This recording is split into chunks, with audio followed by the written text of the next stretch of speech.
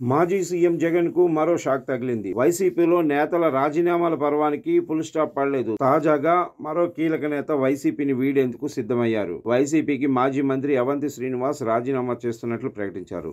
గత కొంతకాలంగా పార్టీ కార్యక్రమాలకు దూరంగా ఉంటున్న ఆయన ఈ నిర్ణయం తీసుకున్నారు. గత ఎన్నికల్లో భీమిలి నుంచి పోటీ చేసిన ఆయన ఓటమి చెందారు.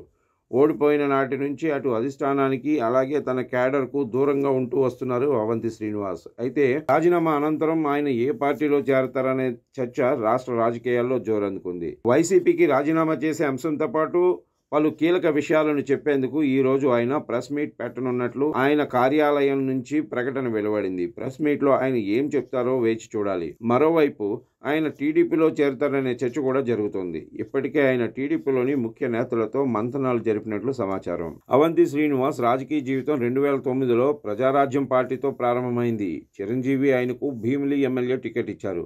ప్రజారాజ్యం నుంచి పోటీ చేసి విజయం సాధించారు.